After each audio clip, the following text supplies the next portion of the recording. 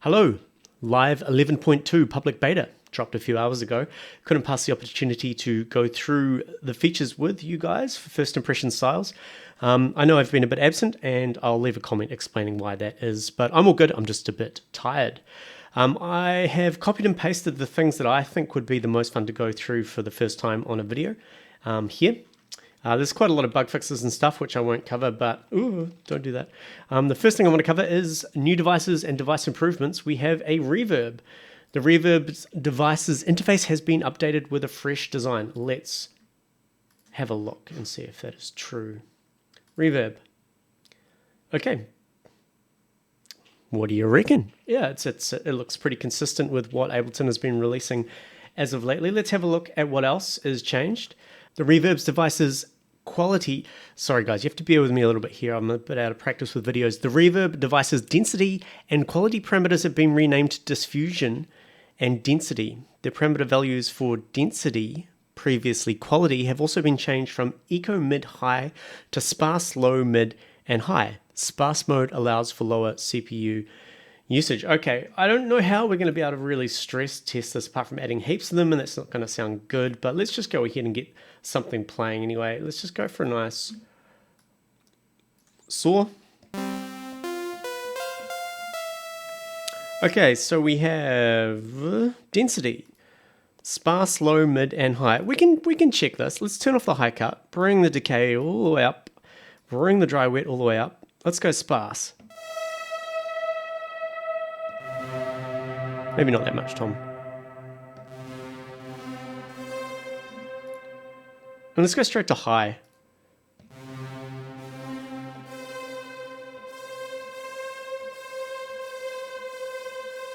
Interesting, I think the chorus is giving it a out of tune feeling. Okay, maybe a much lower note would be ideal. Let's go down.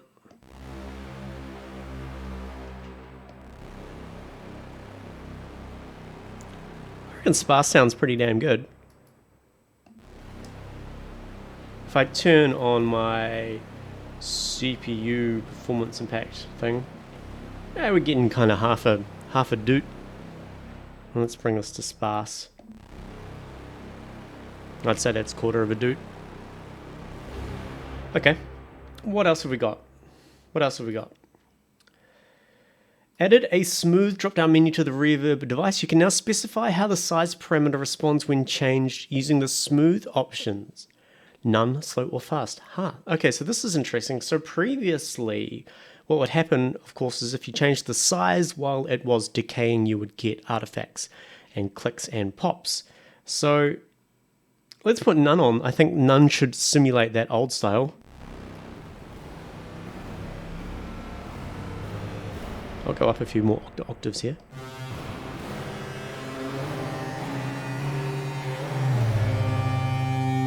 Okay, let's try slow. Okay, so I guess as it's decreasing and increasing all the reflections and what it's doing. This is quite cool. This could be quite a cool live effect. I quite like that. Let's try fast.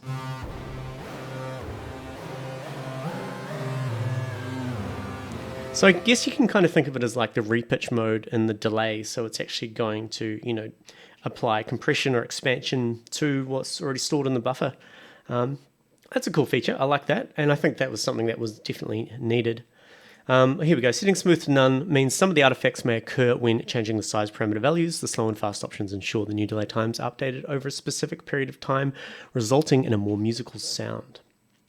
Added switchable filter type to the high filter in Reverb's diffusion network.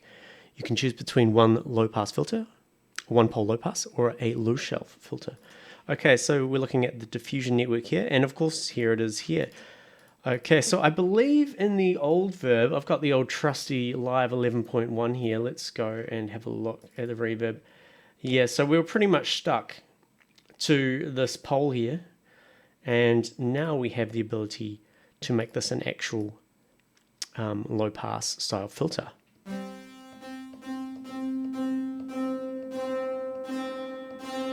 So previously we were kind of stuck with this, which is almost the same, but it doesn't go all the way down.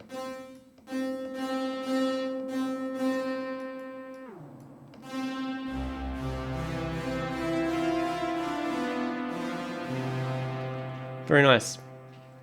Good job, Ableton. And optimize for better CPU performance. We're just going to have to take their word for that. I believe them. Okay, let's move on. Let's delete that. Gone. Reverb, cool.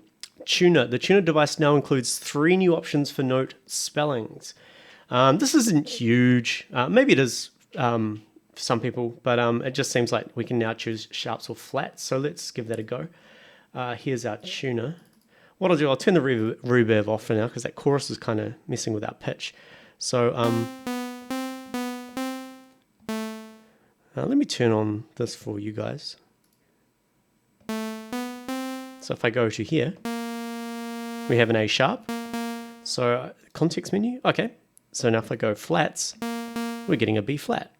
A sharp, B flat, sharps and flats. That's cool.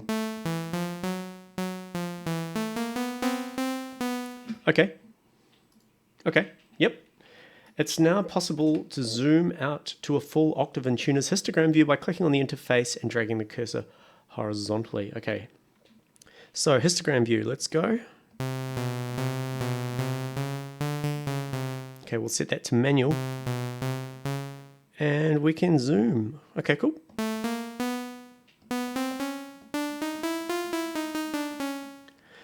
Yeah, again, not terribly useful for me, but I can see people who use the tuner quite liking that change. Goodbye. The phaser flanger device. The phase parameter of the LFO now has a default value of 180 degrees. Okay, well, I mean, that's not really worth screaming about, but there we go. I believe in Ableton 11, it was on 0. So we just pop out the LFO section.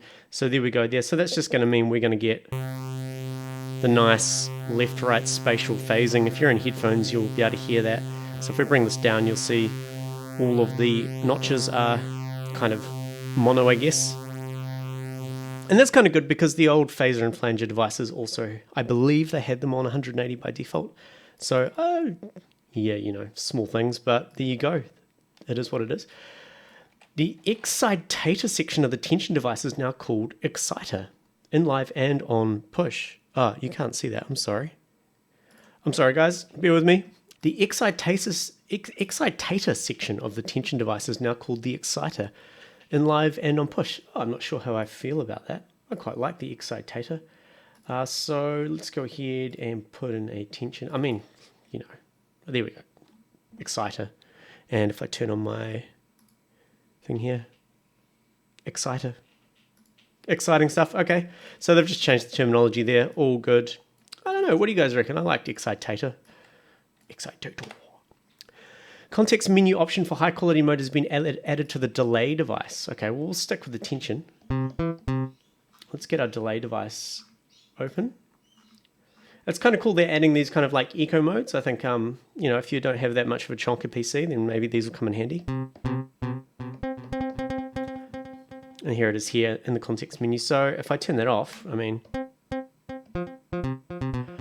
don't think we're going to hear much difference. Maybe if we were to do this old trick, lots of feedback, short delay time.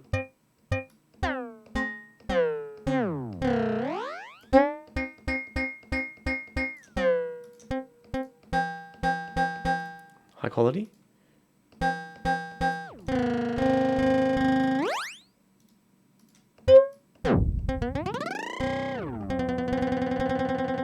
I think I might try this with a saw wave. It might give us a better, let's get rid of this stuff. I'm done, covered you.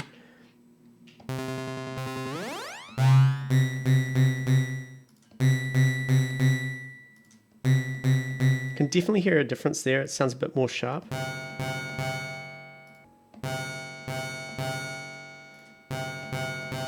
Anyway, again, I mean, the real way to test this would be to load up, I don't know, hundreds of them and try it out, but there we go. Less CPU. Here's another CPU one. The channel EQ device now uses less CPU resources. I mean, yeah, what can I say about that? Here it is. And believe Ableton. That's all I can say. We're not going to test that out.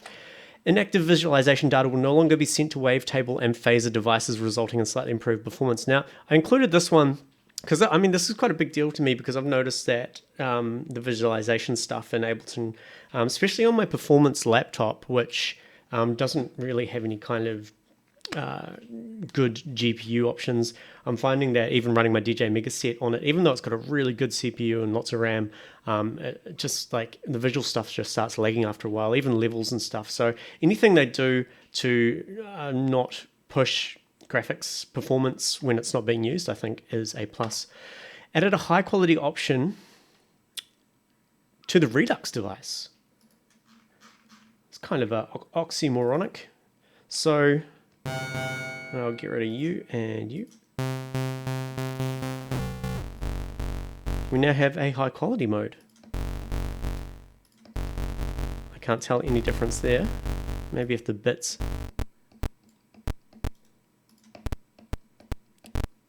Okay, so we get a few more clicks coming through.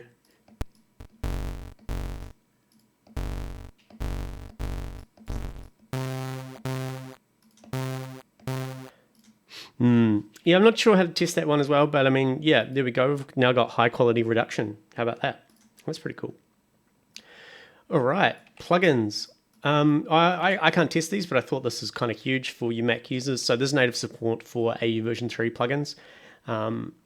You can enable both AU version 2 and 3 plugins in the preferences. This one I thought was pretty handy as well. Yeah, it's a small thing, but good for when you've got lots of shit or you're moving stuff around from computer to computer. Plugin errors are now shown in Live's status bar along with a linked detailed error report. So if something's messing with your shit, it'll tell you what it is.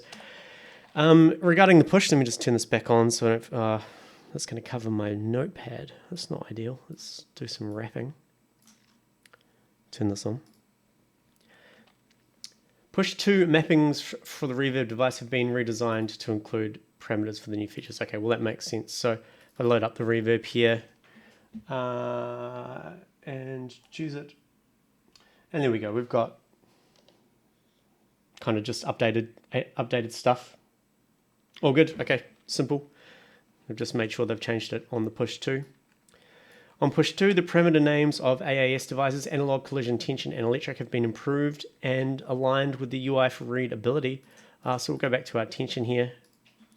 And I'm not actually too sure what these were like before, but in case you do and they were bugging you, this is what it looks like now. Unfortunately, I don't think I can just switch this over. But anyway, I don't think that's worth showing a comparison. I'm not going to cover the bug fixes. I'm going to go back up to the top here though. I tried to do the reverb first because I thought it was the most interesting. So capture MIDI. Capture results are no longer influenced by the song tempo set by the target track's previous capture attempts. Okay. So we need to load a device here. We're in Ableton Live 11. Here we go.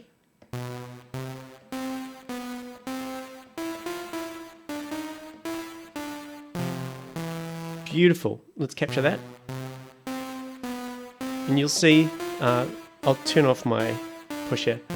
You'll see that it's picked 158.50. Okay, let's stop that. Let's try something else.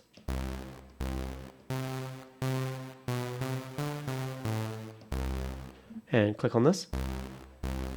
Here we go. It's deemed this to be 173.5. Okay, so that's pretty self-explanatory.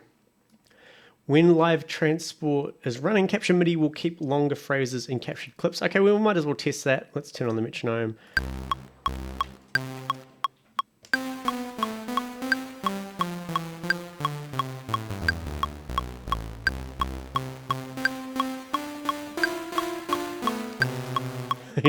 You guys like that? Okay, so Capture, I just realized I don't actually know what it was like before. So if you do, I'm assuming this is now a longer phrase than it would have captured before. Perhaps it was like this or like this.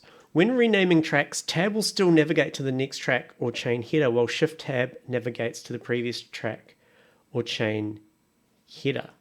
Okay, test. 1, 2, 3, 4. Shift tab. Hello. Shift tab. Test.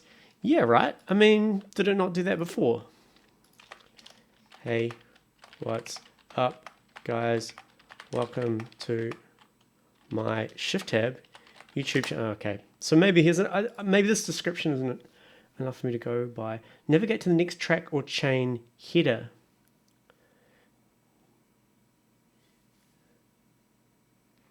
All right, I'm going to put that in the leave a comment in the description as well. Value ranges on vertical rulers in the MIDI note editor are now always displayed as two values stacked vertically. Okay. So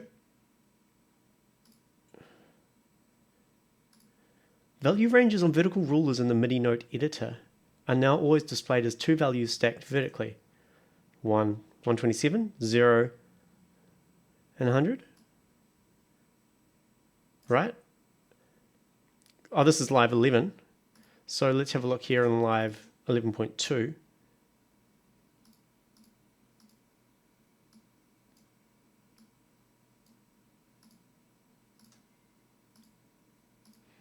I'm not seeing a difference here. I'm assuming this is what they mean by rulers. I mean, these are these here. We need to add some notes in. Oh, come on, don't give me another thing where I have to rely on you guys to tell me what the difference is. That looks regular. What if I move this?